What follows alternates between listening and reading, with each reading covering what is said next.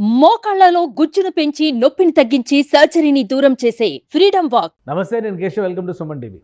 ఆంధ్రప్రదేశ్లో ఎవరు అధికారంలో రాబోతున్నారనేటువంటి చర్చ సర్వత్రా ఉత్కంఠ రేపుతోంది. ఇంకా కౌంటింగ్ 8 రోజుల సమయం మిగిలి ఉంది. ఈలోగానే అనేక పరిణామాలు రాజకీయంగా ఎవరు ఎటువైపు ఉంటారనేటువంటి చర్చలు జరుగుతున్నాయి. ముఖ్యంగా కూటమిలో ప్రధాన భాగస్వామిగా, కూటమి ఏర్పడడానికి ప్రధాన కారకుడిగా భావిస్తున్నటువంటి జనసేనాని పవన్ కళ్యాణ్ ఎటువైపు అడుగులు వేయబోతున్నారు, ఆయన కొత్త వ్యూహాలు ఏ విధంగా ఉండబోతున్నాయి అనేది కొంత ఆసక్తి రేకెత్తించేటువంటి అంశంగా మారింది. దీనికి కారణం, ఎన్నికల ఫలితాలు వచ్చిన వెంటనే జనసేన పార్టీలో చేరేందుకు కొందరు సుముఖంగా ఉన్నారంటూ ప్రచారం జోరుగా సాగడం. ఇందులో నిజమెంత, ఎవరెవరు వచ్చే అవకాశం ఉంది, ఈ అంశాలు విశ్లేషించేటువంటి ప్రయత్నం చేద్దాం. మనతో పాటు జనసేన పార్టీ అధికార ప్రతినిధి రజనీ గారు ఉన్నారు. రజనీ గారు, నమస్కారం. నమస్తే అండి. రజనీ గారు, ఏంటి కౌంటింగ్ పైన అందరిలోనూ ఒక అటెన్షన్, ఒక ఉత్కంఠ ఉంది. జనసేన పార్టీ అంచనా ఏంటి, కొత్తగా ఈ ప్రచారం ఏంటి? సార్, కౌంటింగ్ ట్రాన్స్పరెంట్ గా జరుగుతుంది. ఎలక్షన్ కూడా తలకాయలు తగ్గుతాయి అనుకున్నారు. స్థానిక ఎన్నికల కంటే బీభత్సంగా ఉన్నారు. అక్కడక్కడ చెదురుముదురు ఘటనలు తప్ప రాష్ట్రం అంతా ప్రశాంతంగా ఎలక్షన్ కంప్లీట్ అయిపోయిందండి. ఇకపోతే కౌంటింగ్ కూడా అదే రకంగా నిజాయితీగా, ట్రాన్స్పరెంట్ గా, ఏ గొడవలు అల్లర్లు లేకుండా కేంద్ర బలగాల సమక్షంలో గెలిచిన తర్వాత కూడా ఒక 10 రోజులు 15 రోజుల వరకు కూడా కేంద్ర బలగాల అండర్ కంట్రోల్లోనే రాష్ట్రం ఉంటుంది. తేడా పడితే రాష్ట్ర గవర్నర్ పరిపాలన, లేకపోతే రాష్ట్రపతి పరిపాలన విధించబోతారు. ఎందుకంటే ఆలు లేదు సూలు లేదు, కొడుకు పేరు సోమలింగం అన్నట్టుగా ఇప్పుడు మేం చెప్పినా మీకు అర్థం కాదు. కానీ అసలు అవతల వ్యక్తి మాత్రం ప్రమాణ స్వీకారానికి భూమి పూజ చేస్తున్నాడు. వైజాగ్ లో హోటల్ అన్ని హౌస్ఫుల్ అయిపోతున్నాయి. ఏంట్రా ఈ ధైర్యం అంటే, చిట్ట చివరికి 175 నుంచి తొనకలా బెనకలా, ప్రతిపక్షం కూడా లేకుండా అసెంబ్లీలో కూర్చుంటానంటాడు ఒక యాంగిల్. సరేలే తోక. అంటే ఒకటి మీరు రేజ్ చేశారు కాబట్టి, విశాఖలో పెద్ద ఎత్తున ఏర్పాట్లు జరుగుతున్నాయి. అలానే హోటల్స్ బుకింగ్స్ కూడా వేగంగా జరుగుతున్నాయి. వైఎస్ఆర్సీపీ పార్టీ కార్యాలయం, కేంద్ర కార్యాలయం కూడా అక్కడే ఏర్పాటు చేయడానికి కావాల్సిన ప్రణాళికలు అమలు చేస్తున్నట్టుగా తెలుస్తుంది. ప్రమాణ స్వీకారం ఎట్లాగా ఆయన మాట ఇచ్చారు కాబట్టి విశాఖ నుంచి చేస్తారు. వీటిలో ఏది కూడా వాస్తవం కాదు అనడానికి అవకాశం లేదు, ఎందుకంటే మీడియా రిపోర్ట్స్ కూడా అదే చెప్తున్నాయి. సో జనసేన పార్టీ అంచనా ఏంటి ఈ విషయంలో? ఇది వైసీపీ వేస్తున్నటువంటి అత్యుత్సాహంతో వేసిన అంచనా అనుకుంటున్నారా, లేదంటే వాళ్ళకు కూడా ఏదో గ్రౌండ్ రిపోర్టు సోర్సు ఉండకుండా అయితే ఇటువంటి చర్యలకు దిగరు కదా? సార్, ఈరోజు వైజాగ్ లో సుమారుగా ఒక 10 హోటళ్ల వరకు హౌస్ఫుల్ అయిన హోటళ్లకే వెళ్ళి ఈ నెంబరు ఆ రోజు, అంటే ఏదైతే ప్రమాణ స్వీకారం రోజు ఆ రూమ్ ఎవరు తీసుకున్నారంటే, లేదండి అడ్వాన్స్ బుకింగ్ అంటారు. అడ్వాన్స్ బుకింగ్ అయినా డీటెయిల్స్, ఆధార్ కార్డ్ అన్నీ ఉంటాయి. ఎవ్వరు లేరు సార్. అక్కడ ఖర్చు వేశారు అంతే. ప్రతి చోట హౌస్ఫుల్. ఒక థియేటర్ గేట్ బయట హౌస్ఫుల్ అని రాసిందంటే, అరే నిజంగానే హౌస్ఫుల్ కదా, ఎంత బాగుంటే హౌస్ఫుల్ అవుతుంది కదా అనుకుని లోపలికి వెళ్ళి తొంగి చూద్దాం అనుకునేవాడు ఒక్కడని ఉంటాడేమో. సో కౌంటింగ్ ఏజెంట్లు రావట్లేదంటే సార్ వైసీపీకి, మీకు అర్థమవుతుందా? పేమెంట్లు రావట్లేదని పిఠాపురంలో ధర్నాలు, గొడవలు చేశారు. వంగాగీత గారికి పంచమని జగన్మోహన్ రెడ్డి గారు చాలా డబ్బులు ఇచ్చారు, కానీ వంగాగీత గారు పంచేయట్లేదు, తొక్కేస్తున్నారు అంటూ పిఠాపురంలోనే పోలీస్ స్టేషన్ గేట్ల బయట బైఠాయించిన తరుణాలు మేము చూసాం. ఇదెక్కడ గొడవరా బాబు, పంచడమే ఒక పెద్ద క్రైమ్ అనుకుంటే, మా వీధికి పంచలేదు, మా పల్లెకి రాలేదు, కూటమిలో వాళ్ళ డబ్బులకి మీరేమి ఇస్తారు, కూటమిలో వాళ్ళకి మేము వేయట్లేదు, మీకే వేస్తామని చెప్పినా ఇవ్వట్లేదు అంటూ పాప పెద్దవాళ్ళు, వృద్ధులు స్టేషన్ గేట్ బయట ధర్నా చేశారు. ఇంకా నేను కంప్లైంట్ ఇచ్చేద్దరు వంగా గీత గారి మీద. సరే అటుపోతే ఇటుపోతే ఆవిడ కూడా ఎవరో వచ్చి నాకు చెప్తున్నారు, సైకిల్ అదేంటది ఫ్యాన్కి కాదు, అదేంటది గ్లాస్కి ఓటేయండి అని. వాళ్ళెవరో చెప్తే ఇవిడ మీడియా ముందు చెప్తుందా? నిరంతరం గ్లాస్ నే కలవరిస్తుంది. కొణదల వారికి కృతజ్ఞురాలు. అటువంటిది పవన్ కళ్యాణ్ గారికి విరుద్ధంగా ఎందుకు వెళ్తుంది అంటే, అక్కడ తప్పించుకునే అవకాశం లేక పవన్ కళ్యాణ్ గారు గెలిచాక ఒక నమస్కారం పెట్టి పార్టీలోకి వచ్చేస్తుంది అనే వార్తా కథనాలు అయితే వచ్చినాయండి. గతంలో వైసీపీ వాళ్ళు పార్టీలోకి వచ్చినప్పుడు కూడా వాళ్ళు ఇదే చెప్పారు, ఆవిడ రావడానికి మొహమాట పడుతుందండి, మీరు ఒక్క మాల అడగండి వచ్చేస్తుంది అంటే, అన్నయ్య అడగనే అడిగారు. వంగా గీత గారు, మీరు మాకు సుపరిచితులు, కొణదల వారికి కృతజ్ఞులు, మీరు ఎప్పటికీ మీరు రావాలనుకుంటే మనస్ఫూర్తిగా పార్టీ మీకు స్వాగతం పలుకుతుంది, మీరు రావాలని కోరుకుంటుంది అనే ఒక స్టేట్మెంట్ కూడా ఇవ్వడం జరిగింది. అంటే ఇక్కడ ఓడిపోయిన వాళ్ళు పార్టీలోకి వస్తున్నారనేది 1%, గెలిచిన వాళ్ళు పార్టీలోకి వస్తున్నారనేది 30% అయిపోయింది. కానీ వంగ గీత గెలుస్తుంది, ఆమె అక్కడ విజయ పతాకం ఎగరేస్తుందని వైసీపీ నేతలు క్లియర్గా చెప్తున్నారు. మీరు ఓడిపోయి పార్టీలోకి వస్తారంటున్నారు. ఒకవేళ ఓడిపోయే అంచనాలు ఉంటే ఈ ప్రచారం ఎందుకు జరుగుతుంది? సార్ ఓడిపోదా గెలుస్తుందా అంటే 175 చోట్ల గెలుస్తామంటారు. ఎవరైనా ఎగ్జామ్ రాయక ముందు 60 వచ్చింది, 70 వచ్చింది, మెరిట్ వచ్చింది అంటాడు. కానీ 100కి 100 వచ్చిందంటే ఒకటి పేపర్ లీక్ అయినా అవ్వాలి, లేకపోతే వాడు పిచ్చోడైనా అవ్వాలి. ఎందుకు ఈ రెండింటిలో ఒకటి జరగాలి. మెరిట్ స్టూడెంట్స్ ఉంటారు కదా, ఖచ్చితంగా ఏం మెరిట్ అది ఏం క్వశ్చన్ ఇచ్చినా 100కి 100 అనేంత వీరుణ్ణి టాపర్ని ఎదురు చూడలేదండి.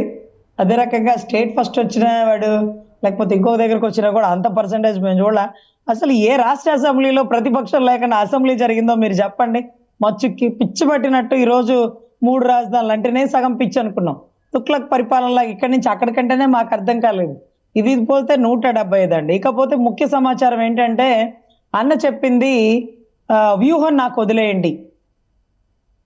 సీఎం పదవి అనే పదాన్ని కూడా ఏమో చేయాల్సి వస్తే చేస్తావేమో అని అన్నారు. కానీ ఎక్కడ సీఎం కాను అనే స్టేట్మెంట్ మీరు ఇవ్వలేదు కేశవ్ గారు, గమనించారా?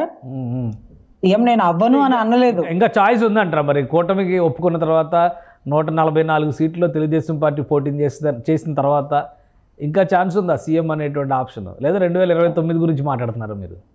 లేదు సార్, చెప్పలేము. ఆకాశం అదేంటిది గుర్రం కూడా ఎగరవచ్చును అన్నట్టుగా ఈరోజు పరిస్థితి ఎలా వచ్చిందంటే సార్, నా వ్యూహం నాకు వదిలేయండి అన్నాక నాకు గెలిచిన ఒక్క రాపాకను కూడా తీసుకెళ్ళిపోయావు కదా జగన్మోహన్ రెడ్డి, గుర్తుపెట్టుకుంటానన్న ప్రతిసారి 21 సీట్ల వాడు అదపాతాడానికి తొక్కేది నేనే జగన్ నిన్ను అంటే కూడా ఎవరికి అర్థం కాల.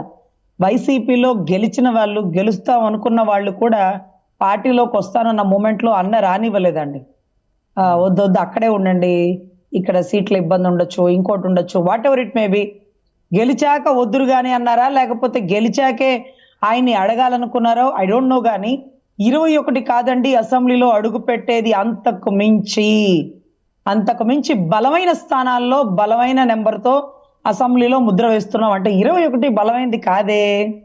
మరి ఏంటి ఆ పదాన్ని వాడారంటే అదే వ్యూహం అండి. అదే 21 గెలుస్తారనేటువంటి మాట నాగబాబు గారు చెప్పారు. ఆల్రెడీ జనసేన శ్రేణులు కూడా చాలా వరకు ధీమా వ్యక్తం చేస్తుంది. అంటే 21 కంటే ఎక్కువ ఏంటి దాని అర్థం ఏంటి? ఏం విశ్లేషిస్తారు మీరు పార్టీలో ఉన్న నాయకురాలు? 100కి 120 మార్కులు వచ్చినాయి అంటే జనాలకు కూడా అర్థం కాదు.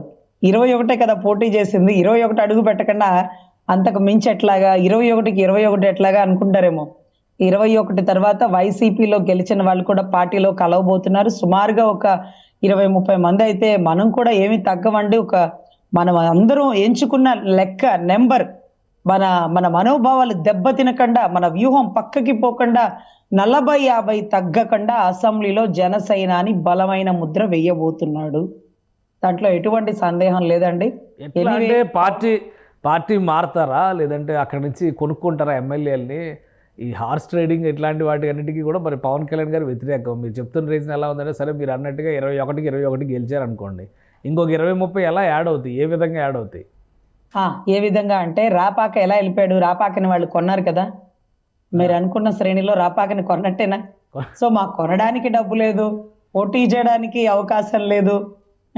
మాకు ఇటువంటి పరిస్థితుల్లో అభిమానంతో టీడీపీలోకి పోలేక, వైసీపీలో ఉండే అవకాశం లేక బలమైన జనసేన, చూసారా ఈ పదాన్ని, ఒక్క అభ్యర్థి కూడా లేకుండా దశాబ్ద కాలం నుంచి పార్టీ నడుపుకొస్తున్న నా అన్న ఈరోజు బలమైన బాలశౌరి గారు వచ్చారన్నా, లేకపోతే వంశీకృష్ణ యాదవ్ గారు వచ్చారన్నా, లేకపోతే టీడీపీ వాళ్ళు కూడా వచ్చారన్నా మా పార్టీ బలమైందా కాదా కేశవ్ గారు? ఇండైరెక్ట్ గా. సో వాళ్ళు ఇలాంటివి పవన్ కళ్యాణ్ గారు ఎంకరేజ్ చేయరు. పార్టీలు మారడాలు, అటు నుంచి ఇటు నుంచి అటు జంప్ చేయడాలు, సో ఇటువంటి అభిప్రాయం ఉంది. సో విలువలు కలిగిన రాజకీయం అనేటువంటి మాట చెప్పే పవన్ కళ్యాణ్ గారు ఈసారి ఎలక్షన్స్లో డబ్బు పంచాలి అనేటువంటి విషయంలో కొన్ని రిలాక్సేషన్స్ ఇచ్చారు అన్నారు. ఇప్పుడు అభ్యర్థులు గెలిచిన అభ్యర్థులు గోడ దూకడాన్ని కూడా పవన్ కళ్యాణ్ గారు సమర్థిస్తారా? సార్ గెలిచిన అభ్యర్థులు మనస్ఫూర్తిగా అభ్యర్థిస్తూ మన పార్టీలోకి వస్తున్నారు. వాళ్ళు గోడ దూడడానికి మనం ఏమి డబ్బులు పంచలేం, మనకి డబ్బులు పంచుకోవడానికి మన దగ్గరే లేని పరిస్థితులు. సో ఖచ్చితంగా వాళ్ళందరూ మనస్ఫూర్తిగా అభిమానంతో వస్తానన్న వాళ్ళని కూడా రానికుండా అడ్డుపెట్టి ఈరోజు గెలిచాక వాళ్ళంతటా వాళ్ళు వస్తున్నటువంటి పరిస్థితి అండి. ఇక్కడ ఎటువంటి లాభాపేక్ష, ఎటువంటి డబ్బు పంపకాలు, ఏ హోటల్లో బందికానాలు, ఎక్కడ చర్చా సమావేశాలు ఇవేమీ జరగవండి. ప్రతి ఒక్కరు ఫిక్స్ అయిపోయారు అసలు వైసీపీ పార్టీ ఉండదేమోనండి. ఇది ఆలోచించుకోండి. ఎందుకంటే అతను వస్తాడో రాడో తెలియదు. వచ్చినా కానీ సిబిఐ అతని బెయిల్ నిరాకరించింది. ఈ పాయింట్ నోట్ చేసుకోండి కేశవ్ గారు. అడుగు అడుగున ఆయనకి అడుగులకి మడుగులు వచ్చినటువంటి సిబిఐ మొట్టమొదటిగా ఆయన్ని దూర దేశాలు వెళ్ళడానికి నిరాకరించింది. కానీ హైకోర్టు దగ్గర పిటిషన్ వేసుకొని బెయిల్ తెచ్చుకొని వెళ్ళిన పరిస్థితి, హైకోర్టు దగ్గర నుంచి పర్మిషన్ తెచ్చుకొని వెళ్ళిన పరిస్థితి. కానీ సిబిఐ ఎందుకు నిరాకరించిందంటే సిబిఐ గేమ్ స్టార్ట్ చేయింది. ఇప్పుడు 1వ తారీఖు రాగానే, లేకపోతే 2వ తారీఖు అనుకుంటా ఆయన ఆగమనం, 2వ తారీఖు రాగానే ఎక్కడి నుంచి వచ్చావో అక్కడికే వెళ్ళయ్యా, దేంతో వచ్చావో దాంతో వెళ్తావని అత్తారెడ్డి దారేదిలో సినిమాలో చూశానండి. 2 లక్షలతో వస్తాడు, 2 లక్షలతోనే పోతాడని. ఆ రకంగా దేంతో వచ్చావో దాంతోనే పోతావు బాబు అంటే దేంతో వచ్చారు?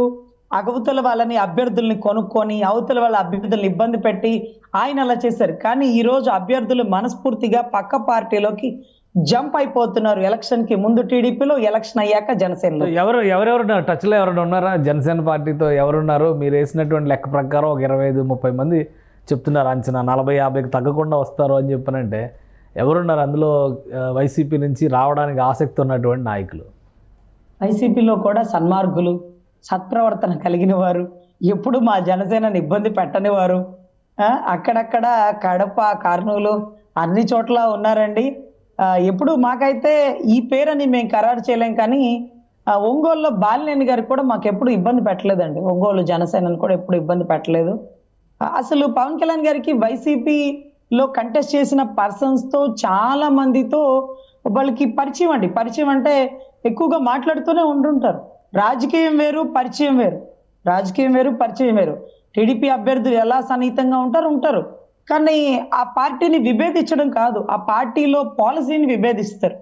ఆ పార్టీలో అభ్యర్థుల్ని ఖండించారు. అసలు జగన్ని కూడా నువ్వెందుకు జగన్ అక్రమ ఆస్తులకు చేసావు, నువ్వెందుకు జగన్ చిన్నాయన్ని చంపావు, నువ్వెందుకు జగన్ చెల్లిని కొట్టావు, నువ్వెందుకు జగన్ రాష్ట్రాన్ని రావణ కష్టం చేస్తున్నావు అని అడుగుతాడే. కానీ ప్రత్యేకించి కుటుంబ సభ్యుల్ని కానీ వ్యక్తిగత విషయాల్లో కానీ ఎప్పుడు పోడండి. ఆయనలాగా పెళ్ళాలని, ఆయనలాగా తప్పుడు భాష అనేది ఎప్పుడు రాదు. సో ఒకటి ఇప్పుడు అంటే ఎవరు ఉన్నారు అంటే మీరు ఒక పేరు చెప్పారు, బాలినేని శ్రీనివాసరెడ్డి గారు ఏమైనా టచ్లో ఉన్నారా? ఎందుకంటే చాలాసార్లు పవన్ కళ్యాణ్ గారు కూడా ఆయన అంటే మాకు చాలా గౌరవం అని వేదికలపైనే చెప్పిన సందర్భం ఉంది. పార్టీ అంటే ఎలక్షన్స్కి ముందర కూడా ఆయన ఏదో అసంతృప్తితో ఉన్నారు, వైసీపీని వేడతారని ప్రచారం జరిగినప్పుడు కూడా ఆయన పేరు గట్టిగా వినిపించింది. సో బాలినేని గారి ఆధ్వర్యంలో ఇంకా ఎవరైనా వచ్చే అవకాశం ఉందా? ఎందుకు జనసేన నాయకులు ఎలా చెప్తున్నారు? జనసేన నాయకులు ఎలా చెప్పండి.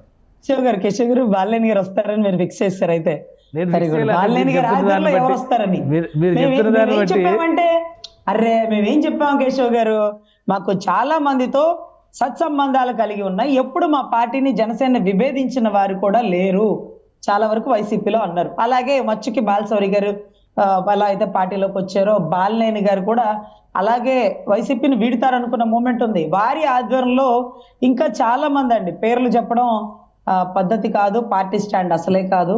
సో ఎనీవే అసెంబ్లీలో బలమైన ముద్ర వేయబోతుంది. ఇదే పవనన్న వ్యూహం.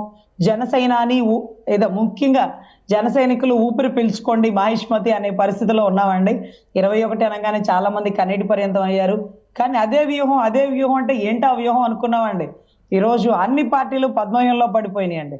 నిజంగానే మీరు చెప్పిన లెక్క కనుక కరెక్ట్ అయితే అక్కడ వైసీపీ ఇబ్బంది పడమే కాదు, ఇటు కూటమిలో పెద్దన్న అనుకుంటున్న తెలుగుదేశం కూడా ఒక ప్రధాన పక్షంలాగా మీరు నిలబడే పరిస్థితి వస్తుంది.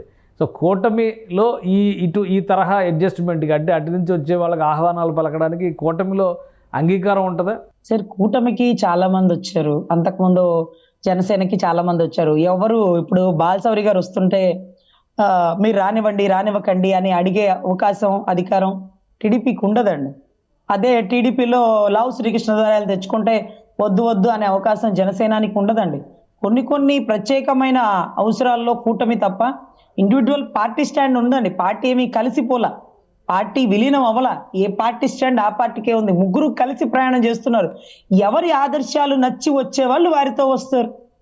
వారిని రానివ్వకండి, వీరిని ఎంకరేజ్ చేయకండి అనే అధికారం ఎవరికీ లేదండి. ఇక్కడ పార్టీ స్టాండ్ 2 పార్టీలు కలిసి వెళ్తున్నాయి, విలీనం అయిపోలా. విలీనం అయితే వైఎస్ఆర్ కాంగ్రెస్ పార్టీలో కలిసిపోయింది చూడండి. అలా విలీనం అయిపోతే వైఎస్ఆర్ స్టాండ్ ఏ ఉండదండి. సో ఇక్కడ ఎవరెవరు వస్తున్నారు అనే దానికంటే బలంగా జనసేన పుంజుకుంటుంది, బలమైన ముద్ర అసెంబ్లీలో వేయబోతుంది అనేది ఖరారైపోయిందండి. ఇదే పవన్ అన్న వ్యూహం. ఖచ్చితంగా కౌంటింగ్ లో కూడా ధైర్యంగా ప్రతి ఒక్క జన సైనికుడు, తెలుగు మహిళ, తెలుగు యువత అందరూ నిలబడి పనిచేయండి. కూటమి గెలుపు తథ్యం. పాపం వైసీపీ వాళ్ళని కూడా పెద్దగా ఇబ్బంది పెట్టకండి. ఎక్కడికి పోతారు, ఇవాళ కాకపోతే రేపైనా మన గూటికి చేరే పక్షులే అని మనస్ఫూర్తిగా ఆశిద్దాం. మా అన్నదైతే విశాలమైన హృదయం కేశవ్ గారు, ఎవరు వచ్చినా సరే స్వాగతిస్తాను అంటూ గత మీటింగ్ లో కూడా చెప్పారు, మీకు బహుశా గుర్తుందో లేదో. సో అక్కడ సహృదయంతో ఆదరిస్తారు, వారికి తగ్గ గౌరవాన్ని కల్పిస్తారు. అదే రకంగా కూటమి ప్రతిపక్ష పార్టీ అయిన టీడీపీకి ఎప్పుడు మచ్చరానివ్వరు, ఎప్పుడు వారి ప్రాతినిధ్యాన్ని తగ్గనివ్వరు. వారు ఎప్పుడు ముఖ్యమంత్రి స్థాయిలో ఉండాలి. అవకాశం అందుబాటులో వస్తే మా అన్న కూడా జెండా ఎగరవేస్తాడేమోనని మేమందరం మనస్ఫూర్తిగా ఎదురు చూస్తున్నాం. అంటే ఈ మార్పులకి కేంద్రంలో ఉన్న పెద్దలు కానీ బీజేపీ నుంచి కానీ అబ్జెక్షన్స్ రావంటారా? ఎందుకంటే ఆ పార్టీ కూడా కీలకమైన భాగస్వామి కదా ఇక్కడ ఉన్న వరకు ఆంధ్రప్రదేశ్లో జరుగుతున్నటువంటి రాజకీయాల విషయంలో కానీ, అలానే వైసీపీతో ఉన్నటువంటి సంబంధాల రీత్యా కానీ వైసీపీ నుంచి సగానికి సగం మీరు చెప్పినటువంటి లెక్క ప్రకారం చూస్తే ఒకవేళ కూటమి అధికారంలోకి వచ్చినటువంటి వైసీపీకి 50 సీట్లు 60 సీట్లు అన్నారు. మీరే ఒక 25-30 మందిని లాగేస్తున్నారంటే సగానికి సగం చీలిపోయే పరిస్థితి. అటువంటి వాతావరణం వస్తుందా? సార్ ఎంపీలు వస్తుంది, ఇంకా దారుణంగా వస్తుందిలేండి. అయితే మీరు అన్నట్టుగా బీజేపీకి కూడా చేరుతారండి. ఇప్పుడు ఎంపీ అవినాష్ రెడ్డి గారు లాంటి వారు అప్పుడప్పుడు స్టేట్మెంట్లు ఇచ్చేస్తుంటారు, బీజేపీలోకి వెళ్తే మేము సెక్యూర్ అని. సుజనా చౌదరి గారు, సీఎం రమేష్ గారు టీడీపీ బలమైన టీడీపీని వదిలి బీజేపీకి ఎందుకు వెళ్ళిపోయారు, జాతీయ పార్టీలోకి వెళ్ళాలి అనే ఒక తాపత్రయంతో. అలాంటి ఎంపీలు కూడా ఉంటారండి. అక్కడక్కడ వైసీపీలో ఉండే ఎంపీలు ఎవరు ఉంటారో వాళ్ళు కూడా బీజేపీలోకి వెళ్తారు. అలా వారు బీజేపీలోకి వెళ్ళబట్టి బీజేపీ ఓట్ బ్యాంకింగ్ పెరగబట్టి మళ్ళీ సెంట్రల్లో బీజేపీ స్టేట్లో ఏదైతే నారా చంద్రబాబు నాయుడు గారి ఆధ్వర్యంలో నడుస్తుందండి. ఎనీవే ఒక్కటి విషయం కేశవ్ గారు, ఆఖరి 2 సంవత్సరాలైనా 1 సంవత్సరమైనా పవన్ అన్న సీఎం అయితే దాని ప్రభావం నెక్స్ట్ ఎలక్షన్స్ మీద పడుతుందండి. 100% దాని ఎఫెక్ట్స్ తో ఈ 5 ఏళ్ళు కాదండి, నెక్స్ట్ 2029 కూడా కూటమి గెలుపు తథ్యం. ఎందుకంటే ఆయన చేసిన త్యాగం కానీ, ఆయన కూటమిని కలిపే నేపథ్యం కానీ చెప్పకనే చెబుతున్నట్టుగా హరిరామ్ జోగయ్య గారు చెప్పినట్టుగా, ముద్రగడ్డ పద్మనాభం గారు చెప్పినట్టుగా పవర్ షేరింగ్ ఆప్షన్ ని తెరపైకి తీసుకొస్తున్నారు. చివరి 2 సంవత్సరాలైనా పవన్ కళ్యాణ్కి ఇవ్వాలి అనేటువంటి ప్రతిపాదన. పై ఎలక్షన్స్ కి సార్, నెక్స్ట్ ఎలక్షన్స్ కి ఆయు అవ్వాలి అంటే మీకు ప్రాధాన్యత ఇచ్చాము, మీ నాయకుడు కూడా ఇచ్చాము అంటే మాకు కూడా అదొక సంతోషం. మేము కష్టపడి పనిచేసి జెండా జనసేన పార్టీలో ఇదే అభిమతం, ఇదే ఆలోచన ఉందా? జనసేన పార్టీ నాయకత్వం కూడా ఈ దిశగా ఆలోచిస్తుందా, లేదంటే కొంతమంది నాయకులు కొంతమంది క్యాడర్ ఇలా ఉంటే బాగుంటుందని అభిప్రాయపడుతున్నారా? సార్ ప్రతి ఒక్కరం ఇదే ఆలోచిస్తున్నాం. కానీ అన్న ఆశ మీదకి, అన్న ఆశయం మీదకి, అన్న ఆలోచనకి కట్టుబడి 2 అడుగులు వెనక్కి తగ్గుతున్నామండి, అంతకు మించి ఏమీ లేదు. దీంట్లో ఆయన పవర్ షేరింగ్ లో ఉంటే నిజంగా కూటమి ఇంకా కూడా బలపడుతుంది. జనసేన టీడీపీ కలిసి ప్రయాణం చేయడానికి ఇంకా బలోపేతం వేసిన వాళ్ళు అవుతారండి. సో ఖచ్చితంగా ఇప్పుడైతే కేంద్ర స్థాయిలో మంత్రి హోదాలో ఉంటారని మేమందరం నమ్ముతున్నాం. లాస్ట్ 1 year or 2 years 100% ఆయన ప్రమాణ స్వీకారం చేస్తారనే నమ్మకం మాకైతే మనస్ఫూర్తిగా ఉందండి. రైట్, థ్యాంక్ యూ రజనీ గారు, మీ అభిప్రాయాలు తెలియజేసినందుకు. ఇది ఆంధ్రప్రదేశ్లో కౌంటింగ్ తర్వాత అనూహ్యమైన పరిణామాలు జరగబోతున్నాయని జనసేన నాయకులు చెబుతున్నారు. ముఖ్యంగా జనసేన పోటీ చేసినటువంటి 21 నియోజకవర్గాల్లో గెలవడమే కాకుండా కలిసి వచ్చేటువంటి నాయకులు, వైసీపీ అధినాయకత్వం మీద అసంతృప్తితో ఖచ్చితంగా బయటకు వచ్చే నాయకులు తమతో సంప్రదింపులు జరుపుతున్నారని రజనీ చెప్తున్నారు. ఇదే జరిగితే కనీసం 25 నుంచి 30 మంది మద్దతు జనసేనకు లభించే అవకాశం ఉందంటున్నారు. అంటే రాబోయేటువంటి రోజుల్లో పవర్ షేరింగ్ ఆప్షన్ తీసుకోవడం ద్వారా కూటమిని మరింత బలోపేతం చేయాలని జనసేన నాయకులు ఆకాంక్షిస్తున్నట్టుగా చెప్తున్నారు. ఇది special discussion, keep watching. Suman టీవీలో మీ పర్సనల్ అండ్ బిజినెస్ ప్రమోషన్స్ కోసం కింది నెంబర్కి కాంటాక్ట్ చేయండి.